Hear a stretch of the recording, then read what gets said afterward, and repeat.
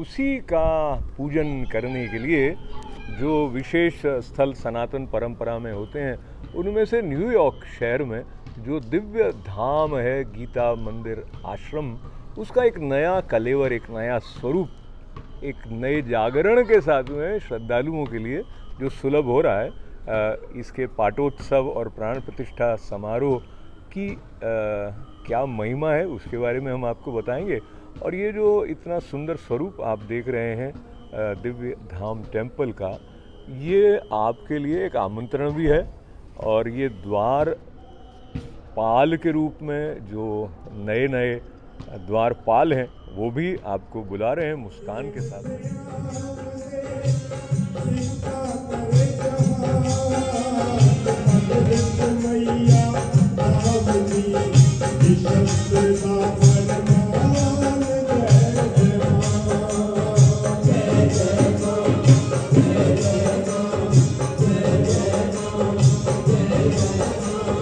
नमस्कार के साथ में मैं प्रसन्नता से जब स्वामी विवेकानंद जी, आपका नाम है, स्वामी विवेकानंद नाम सुनते हम उनको याद कर लेते हैं, जो शिकागो में आए, सर्वधर्म विश्व सम्मेलन में भाग लेंगे। पर स्वामी विवेकानंद जी, आप यहाँ दिव्य धाम के साथ में बरसों से जुड़े हुए हैं, गीता मंदिर के साथ जुड़े हुए हैं। अभी जो यहाँ पे पाटोत्सव प्राण प्रतिष्ठा दिवस मनाया जा रहा है, जो कि 14 से 16 जून तक, तो इसकी क्या विशेषता है, क्या हुआ है विशेष रूप से? अभी विशेषता ऐसा है कि हमारे जो देवी देवताओं का स्थापन किया है, उनके उपलक्ष्य में जैसे हम जन्मदिवस आदि मनाते हैं, ठीक उसी प्रकार उनको हम विशेष रूप से वही पूजा करके, षोडशोपचार 350 पूजा करके और भव्यता दिव्यता से भजन कीर्तन वैदिक मंत्र द्वारा पूजा करके और संतों की आशीर्वचन के द्वारा इनकी महत्ता से लोगों को कृतार्थ करने के लिए हम ये प्राण प्रतिष्ठा पाटोत्सव महोत्सव मना रहे हैं, जिसमें 2 प्रतिष्ठा हुई। एक तो हमारी गीता मंदिर के अधिष्ठात्री देवी गीता माता है, उनकी मूर्ति कमी थी यहाँ, उनकी मूर्ति हमने प्राण प्रतिष्ठा किया, जिनके हाथों में 4 वेद है, जो रण क्षेत्र में भगवान कृष्ण के द्वारा, जिसके मुख पद्म द्विनिश्रिता साक्षात भगवान की मुंह से प्रकट हुई है, ऐसे गीता देवी माता की मूर्ति की प्राण प्रतिष्ठा और बहुचरा माता जी के मूर्ति के प्राण प्रतिष्ठा ये किया है। किस लिए किया है? इसमें हमारे संतों ने, हमारे गीता मंदिर के परंपरा, ऐसा हमारा परंपरा आद्य गुरु भगवत्पाद शंकराचार्य से हमारे गीता मंदिर के प्रणेता हुए, बड़े बड़े महापुरुष हुए, जिसमें स्वामी विद्यानंद जी महाराज हुए, जो गीता मंदिरों के उन्होंने नींव रखे। उन्होंने गीता के इतना प्रचार प्रसार किया अनेक प्रकार के कंट्री में जाके, अफ्रीका है, कनाडा है, आपका लंदन है, ब्रह्मा है और यूएसए में भी आके वो परंपरा। उसके बाद हमारे स्वामी सदानंद जी महाराज आ गए, स्वामी सदानंद जी महाराज उसी परंपरा को आगे बढ़ाए। उसके बाद हमारे परम पूज्य स्वामी श्री मंगलानंद जी महाराज आए, उन्होंने भी अपने गुरुओं को जो संदेश था, जो गीता प्रचार था, उसी को आगे बढ़ाया। अभी हमारे यहाँ स्वामी परम पूज्य परम आदरणीय समस्त गीता मंदिरों के प्रेसिडेंट यानी कि परमाध्यक्ष महाराज है, उनके सानिध्य में, उनके अध्यक्षता में ये सब संपूर्ण कार्यक्रम सुचारू रूप से चल रहे हैं।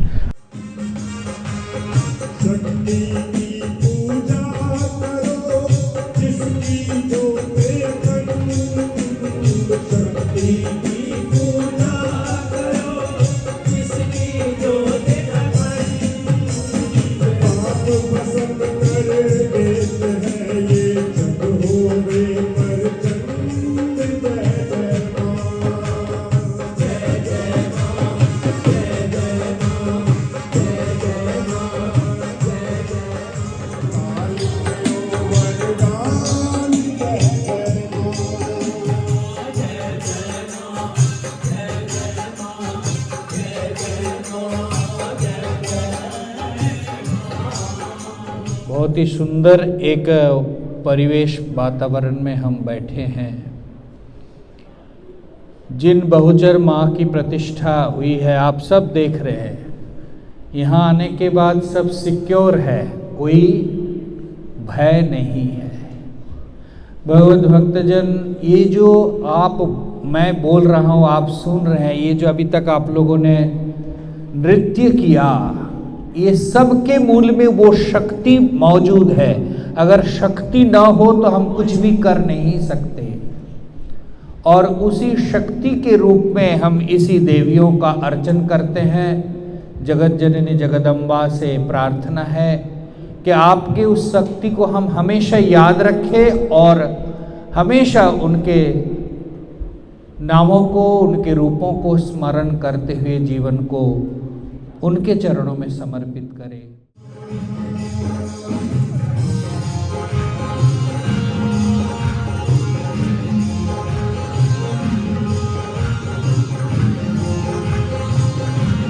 दिव्य धाम में द्वारपाल जी जो हैं विग्रह वाले, उनके साथ में जो सनातन धर्म की परंपरा के द्वारपाल के रूप में सेवा अपने मुख्य कार्य के साथ करने वाले हमारे पंडित मित्र जयेश जी के साथ में मैं हूँ। जयेश जी, यहाँ पर जो दिव्य धाम है, आप यहाँ बरसों से आते रहे हैं, अभी जो कुछ प्राण प्रतिष्ठा और पाठोत्सव के अवसर पर जो कुछ अनुभूति आपको यहाँ पर हुई, क्योंकि यहाँ पर मुझे लगता है इतने अधिक माँ के अलग अलग स्वरूपों के विग्रह हैं, जैसे कि शायद ही कहीं एक साथ दर्शन होने का अवसर किसी को मिल सकता है। सही बात है। ये 3 दिनों का जो प्रोग्राम चल रहा है, ये जो दिव्य धाम ऐतिहासिक मंदिर बनाया है, सांप्रदायिक नहीं है बिल्कुल। ये मंदिर में कोई भेदभाव नहीं है, कोई भी मनुष्य आकर के अपना श्रद्धा प्रकट करके भगवान जी का दर्शन करके आशीर्वाद प्राप्त कर सकता है। तो ये जो प्राण प्रतिष्ठा है, जहाँ पर प्राण प्रतिष्ठा में जैसे मनुष्य का जन्म होता है, तो मनुष्य के जन्म के पहले से ही उसके संस्कार शुरू हो जाते हैं। जन्म के बाद भी कुछ संस्कार जुड़े हुए रहते हैं। जब तक मनुष्य का जीवन चलता है, सारे संस्कार उसके साथ जुड़े हुए हैं। उसी संस्कार के अनुभूति से वो अपना जीवन संचालित करता रहता है। तो यही जो प्राण प्रतिष्ठा वाला जो पूजन कार्य है, वो देवताओं ने जब जब मनुष्यों का जन्म लिया था, अवतरण लिया था, तो उन्हीं की श्रद्धा को हम अपने सामने रखते हुए उनके विग्रह को हम प्राणपुर के हमारे सन्मुख रखते हैं, जिनको हम रोज़ जा कर के फूल मिठाई दिया विया करते हैं, अपनी संकल्प है वो परिपूर्ण करने के आशीर्वाद प्राप्त करते हैं। तो जब मूर्ति बन करके आती है, जब ब्रह्मा जी के संकेत से, विश्वकर्मा देवता के आशीर्वाद से जब मूर्ति बन करके आती है, तो उसके अंदर जो संस्कार रखा जाता है, वो संस्कार की ये पूजा होती है। तो उसकी पूजा 3 दिन की रहती है। उसमें अलग अलग प्रकार से जलाधिवास होता है, उसको 7 समुंदर के पानी से, 7 नदियों के पानी से उसके ऊपर प्रोक्षण करके पवित्रकरण करते हैं। फिर घृताधिवास, जो घी के अंदर मूर्ति को रखते हैं। फिर फलाधिवास, फलों के अंदर मूर्ति को रखते हैं। वनस्पतिवास, वनस्पति के अंदर मूर्ति को रखते हैं। और प्रकृति में जो जो चीज़ है, सारी मूर्ति को अनुभव प्राप्त करवा के, जैसे हम प्रकृति का अनुभव करते हैं, आनंद लेते हैं, उसी प्रकार से वही सारी चीज़ें मूर्ति में रख करके उसकी प्राण प्रतिष्ठा में हमारे राइट हैंड से, हमारे दिल से प्राण निकाल करके हम देवता के हृदय में प्राण प्राप्त करवाते हैं। इसी को प्राण प्रतिष्ठा कहते हैं। तो जो 51 शक्तिपीठ है, जो देवी देवता है, जो स्थापित किए गए हैं, वो सारे प्राण प्रतिष्ठा करके और जो 2 नई मूर्तियाँ लाई गई है, एक तो जो गुजराती लोगों की जो एक कुल देवी माँ होती है, जिसको बहुचर माँ कहते हैं, उनके आगे ये मुंडन संस्कार होता है। तो ये बहुचर माँ की मूर्ति की प्राण प्रतिष्ठा हुई। और जो गीता माँ, जो वेदों की माँ है, जिनके द्वारा उनके हाथ में 4 वेद रहे हैं, ऋग्वेद, यजुर्वेद, सामवेद, अथर्ववेद, ये चारों वेदों का जो स्प्रेड होकर के जो मनुष्य धर्म का जीवन प्राप्त करता है, ऐसी वो गीता माता की प्राण प्रतिष्ठा की गई है। और ये गीता मंदिरों का मुख्य ध्येय है कि ये वेदों के, पुराणों के अच्छे वाले संस्कार मनुष्य को प्राप्त होवे और मनुष्य का जीवन सुख शांति समृद्धि से भरा रहे।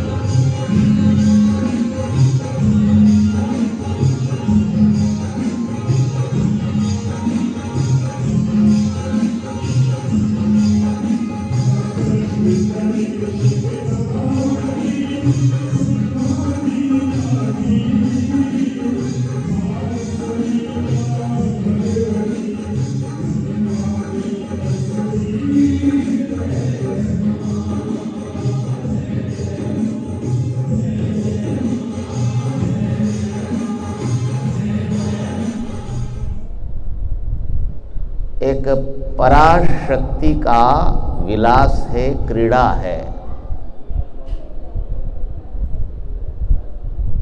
एक कण से लेकर के चाहे सब एटॉमिक पार्टिकल हो, पूरा ब्रह्मांड तक हर वस्तु में आप देखेंगे एक्टिविटी चल रही है, क्रिया चल रही है। हमारे शरीर में भी जाने अनजाने में बहुत सारी एक्टिविटी चलती है। तो यदि क्रिया करने की शक्ति न हो, तो जैसे अवधेश जी ने बहुत सुंदर कहा कि हम बोल रहे हैं, आप सुन रहे हैं, ये सब समाप्त हो जाएगा। इतना तो सब ने माना, आस्तिक नास्तिक, विज्ञान की प्रगति से, कि सारे विश्व के मूल में एक पराशक्ति, चाहे उसका नाम एनर्जी कह लो, वो निरंतर थ्राइव कर रही है, डायनामिक है, वो स्पंदित हो रही है।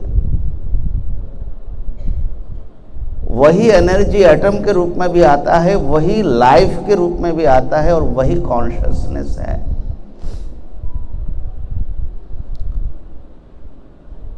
और हमारी सारी गतिविधि उनके द्वारा नियंत्रित है। देखो, हमारे जन्म से लेकर के मृत्यु तक, सोने से लेकर के जगने तक, हमारी इच्छा से सारी चलती नहीं है। देखो, हमारा दिल धड़क रहा है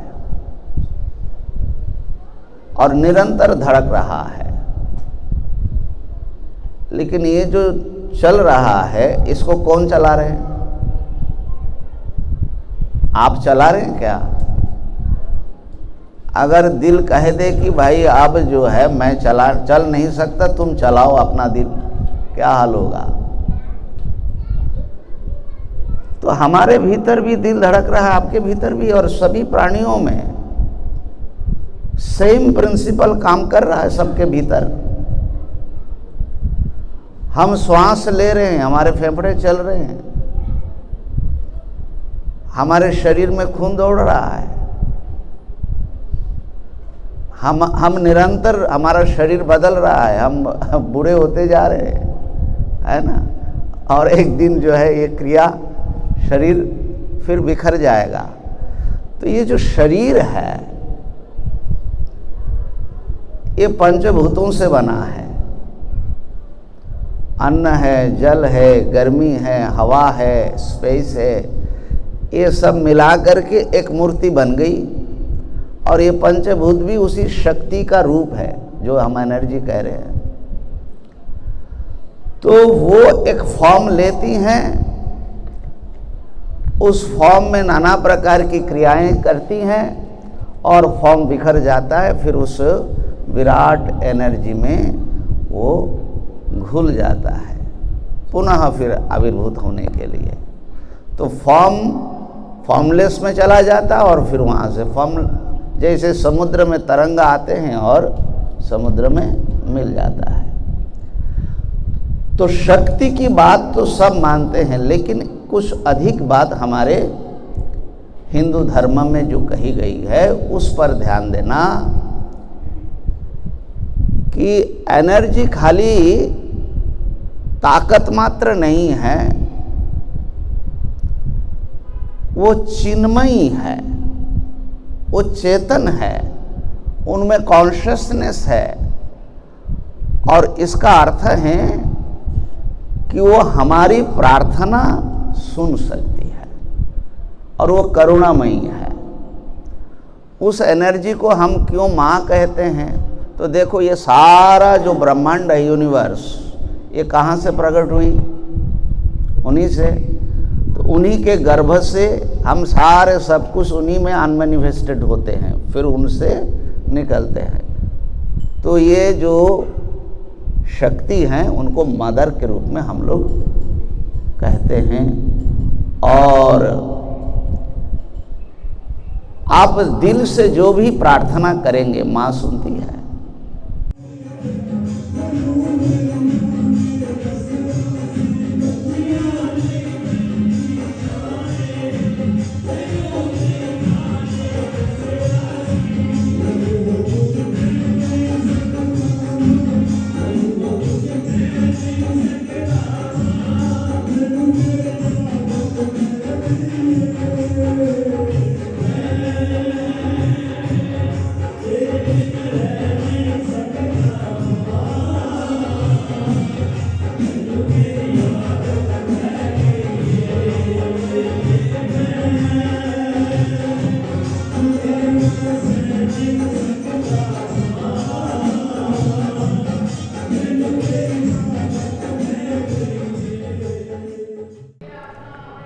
मूल से उत्तराखंड से आए पंडित मुकेश शर्मा जी दिव्य धाम में यहाँ वुडसाइड एवेन्यू में इनकी उपस्थिति से जो भक्ति के स्पंदन और अधिक सघन हो, तो आप माँ की सेवा में हैं, बधाई हो आपको। जी जी जी, खूब खूब धन्यवाद आपको जो आप पधारे। और ये मंदिर है दिव्य धाम, जो क्या बोलते हैं दिव्य ज्योति होती है उसका स्वरूप है। जब स्वामी जी दिव्य ज्योत इंडिया से लेके आए थे, मेरे को लगता है आप उनके साथ थे उस समय पे, जुड़े हुए थे गीता मंदिर से, बराबर। तो दिव्य ज्योति ये माँ का स्वरूप है कि दिव्य ज्योति तो हम लेके आए, पर माँ की ज्योति कहाँ जलनी चाहिए? अपने हृदय में ज्योत जलाओ। मैं किसी की प्रवचन सुन रहा था एक दिन कि वृंदावन में आके बस जाओ तो भगवान की कृपा होगी। वृंदावन में बसने की बात नहीं है, जो वृंदावन का देव है उसको मन में बसाने की बात है। जैसे हनुमान जी ने हमारे राम जी को अपने हृदय में बसाया है, वैसे दिव्य ज्योति को भी अपने हृदय में बसाना पड़ता है। मधुर मधुर बातें मुकेश जी करते हैं और उतनी ही निष्ठा के साथ में जब ये माँ की सेवा कर रहे होते हैं और जो हमारी परंपरा में सूत्र स्तोत्र हैं और श्लोक हैं, अर्चनाएं हैं, तो कोई एक ऐसा आपका प्रिय माँ से आपको जोड़ने वाला जो श्लोक या स्तोत्र जो स्मरण आता है? श्लोक तो माता जी का, और क्या बोलते हैं स्मरण तो माता जी का जो स्तोत्र है वो तो यही है, हई गिरि नंदिनी नंदित मेदिनी विश्व विनोदिनी नंदनते गिरिवर विंध्य शिरोदनि हासनि विष्णु विलासिनी जिष्णुरुते भगवती है स्थिति कुंठ कुटुंबिनी भूरि कुटुंबिनी भूरि कृते जय जय है महिषासुर मर्दिनी रम्य कपर्दिनी शैलसुते माँ रम्य कपर्दिनी शैलसुते।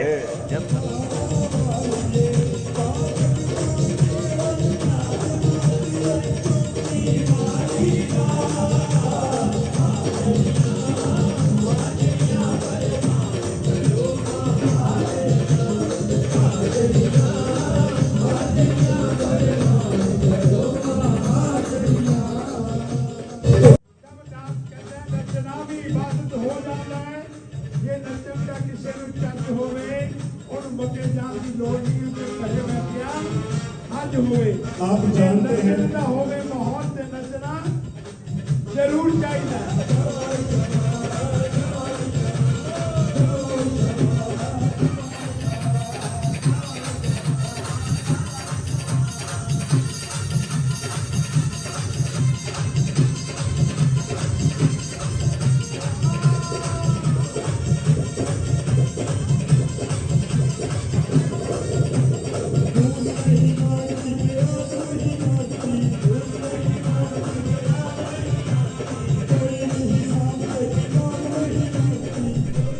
तो धीरे धीरे करके इस दिव्य धाम में सभी प्रकार की प्रतिमाएं दर्शन करने का लाभ आपको मिलता है। मूर्तियों का प्राण प्रतिष्ठा ही उनकी चेतना है। फिर उनको पत्थर न समझें आप कि ये मूर्ति पत्थर की बनी है, ऐसा नहीं। उसको साक्षात भगवती है तो भगवती ही है। ये भाव जब आपके मन में आएगा तो आपका फल भी उसी प्रकार से आपको प्राप्त होगा। आज एक बहुत बड़ा दिन है, भगवती गंगा का प्रादुर्भाव हुआ है आज। आज गंगा दशहरा है। भगीरथ ने सूर्यवंशी प्रतापी राजा सगर से लेकर के और भगीरथ तक ये प्रयत्न चलता रहा और वो गंगा आज इस पृथ्वी पे आकर के हम सबका कल्याण के लिए निरंतर सतयुग से चली जा रही है। कोई ऐसा कार्य हमारे यहाँ नहीं है शुद्ध जिसमें गंगा जी का उपयोग न हो। जीने से लेकर मरने तक, अंत हस्तियों से लेकर सर्व बड़े बड़े कुंभ आदि, मतलब हर प्रकार से जुड़ी हुई हमसे है। ऐसे महान दिन इस मंदिर में जो प्रतिष्ठाओं की पूर्णा होती है उसका फल अनंत गुना बड़ा है।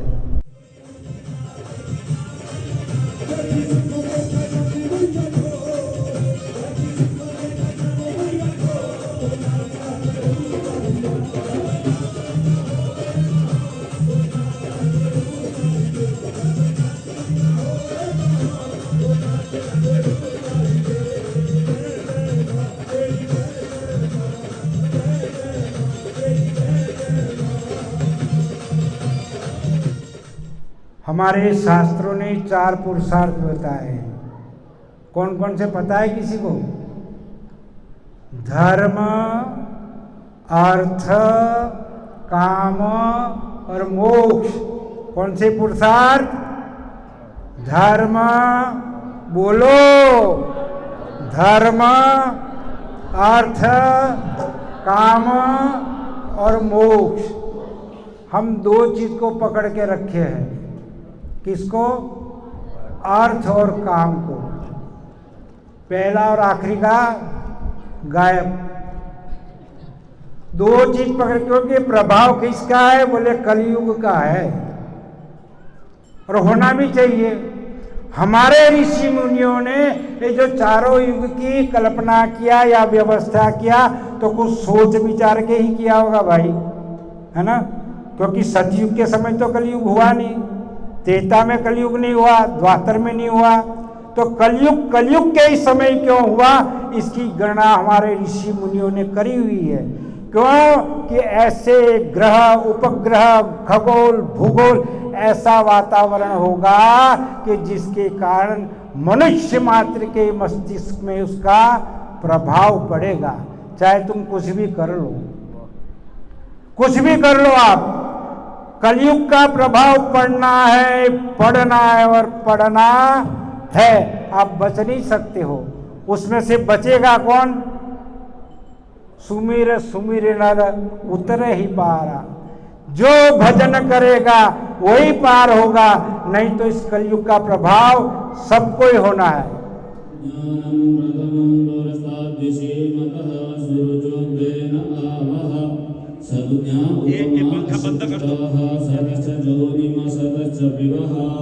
नमो ब्रह्मण्य देवाय गो ब्रह्मणिताय च जगद्धिताय कृष्णाय गोविंदाय नमो नमः।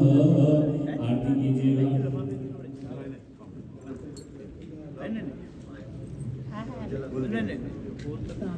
ओम इदमो हविः प्रजानन्ये अस्मदसमीर भू सर्वगण भूषस्थ आत्मसानि प्रजासानि वसुसानि लोकसन्नवयसानि यज्ञ प्रजां बहुलान्य करोत्वन्नं पयोरेतो अस्माशु दत्ता। ओम कर्पूरगौरं करुणावतारं चन्द्रावतारं भुजगेन्द्रहारं सदा वसन्तं